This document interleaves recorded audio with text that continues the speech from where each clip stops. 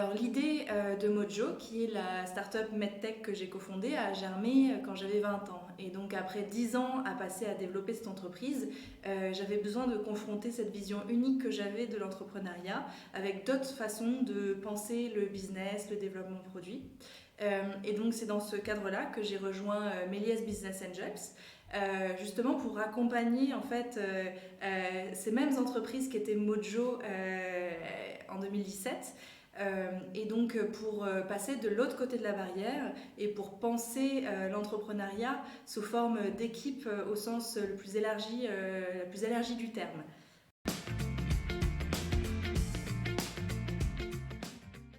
Alors pour moi, dans un premier lieu, l'impact évidemment du projet, très important. Mais en fait, comme un projet, ça peut beaucoup évoluer. On le voit surtout dans les startups early stage que l'on suit chez Méliès. Le plus important, à mon sens, c'est l'équipe et la résilience des porteurs de projets pour en fait pouvoir s'adapter tout simplement aux vents et marées qui est en fait le quotidien des startups early stage.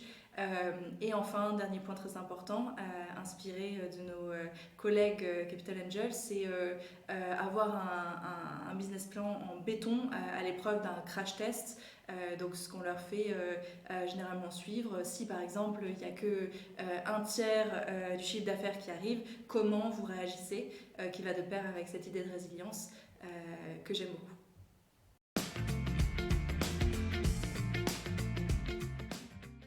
Alors d'abord, d'investir dans des startups qui nous convainquent d'un retour sur investissement, tout en gardant en tête qu'on peut tout perdre, car ça reste des investissements à haut risque.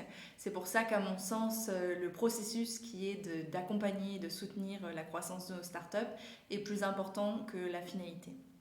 Et enfin, tout ce qui brille n'est pas d'or. J'aime assez cette phrase qui dit qu'il vaut mieux être convaincu que séduit. Donc c'est important de bien garder en tête des métriques pragmatiques et rationnelles quand on analyse des projets.